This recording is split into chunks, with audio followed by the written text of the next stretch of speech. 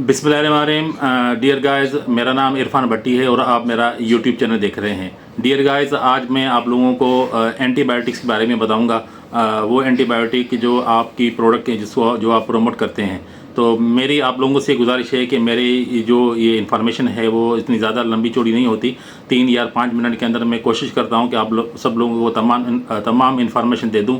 चाहे आप घर पे बैठे हैं या आप ट्रैवलिंग पर हैं, तो आप मेरी वीडियो को शुरू से लेकर आखिर तक देखें और उसको आप समझें और अंडरस्टैंड करें ताकि आप अपनी प्रोडक्ट को अच्छी तरीके से प्रमोट कर सकें।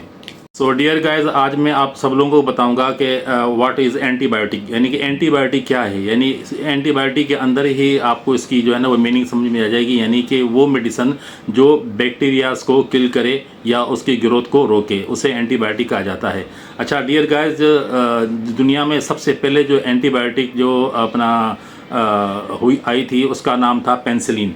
पेनिसिलिन जो है वो 1928 में ये अपना जो है ना इसको रिसर्च किया गया था। जिसने रिसर्च किया था उसका नाम था अलेक्जेंडर फ्लेमिंग, जिसका ताल्लुक जो है वो बरतानिया से था।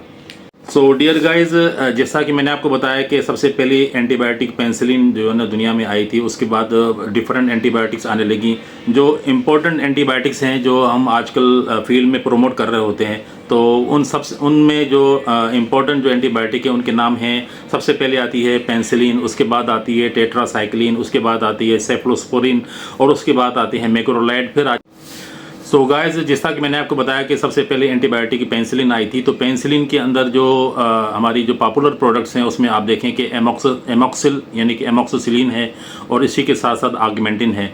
इन दो ड्रग्स की जो क्लास है इनको पेनिसिलिन डेरिवेटिव कहा जाता है। और उसके बाद डियर गाइस, जो दूसरी मैंने आपको प्रोडक्ट बताई वो थी सेफ्लोस्पोरिन। डियर गाइस, सेफ्लोस्पोरिन के अंदर सेफराडीन आती है, इसके अलावा सेफोड्रॉक्सिल आती है और सेफालेक्सिन आती है, सेफोटेक्जिम आती है। तो इन क्लास की ड्रग्स को जो है वो सेफ्लोस्पोरिन कहा जाता है।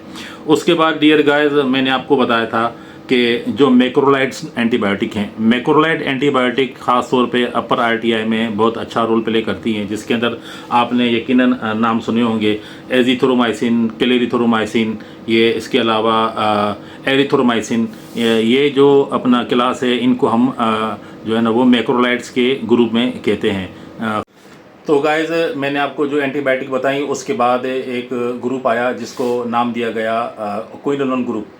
क्विनोलोन ग्रुप के अंदर जो सबसे पहली प्रोडक्ट लॉन्च हुई उसमें नेलिडेक्सिक एसिड लॉन्च हुई। उसके बाद जो नॉरफ्लोक्सासिन लॉन्च हुई, नॉरफ्लोक्सासिन के बाद सिप्रोफ्लोक्सासिन लॉन्च हुई। तो इन तीनों प्रोडक्ट ने मार्केट में बड़ा अपना अच्छा नाम कमाया और काफ़ी पॉपुलर भी हैं। उसके बाद लिवोफ्लोक्सासिन आई, मॉक्सीफ्लोक्सासिन आई और जेमीफ्लोक्सासिन आई। तो इन जो मैंने आपको 3 प्रोडक्ट बताए, इन 3 प्रोडक्ट को फिर नाम दिया गया, इनका जो ग्रुप बनाया गया उनको कहा गया फ्लोरोक्विनोलोन। यानी कि पहली जो 3 मैंने आपको बताई, नेलिडेक्सिक एसिड और नॉरफ्लोक्सासिन और सिप्रोफ्लोक्सासिन, इनको कहा जाता है क्विनोलोन ग्रुप। उसके बाद लिवोफ्लोक्सासिन, मॉक्सीफ्लोक्सासिन, जेमीफ्लोक्सासिन, इनको कहा जाता है फ्लोरोक्विनोलोन। तो डियर गाइस, ये तमाम तर इन्फॉर्मेशन मैंने एंटीबायोटिक आप लोगों को एक आसान अल्फाज में दी है। तो आप लोगों से मैं रिक्वेस्ट करूंगा कि आप मेरी वीडियो को ज़रूर देखें और इसको लाइक करें, शेयर करें, आगे इसको सब्सक्राइब भी करें। और जो नए कैंडिडेट है ख़ास तौर पे उनके लिए तो ये एक बहुत बड़ा उनके लिए हेल्प होगी और अपनी प्रोडक्ट को आसानी से प्रमोट कर पाएंगे और समझ भी पाएंगे। तो मेरी दूसरी वीडियो आने तक आप मुझे इजाज़त दीजिए और सब आप अपना ख्याल कीजिएगा। तब तक के लिए अल्लाह हाफिज़।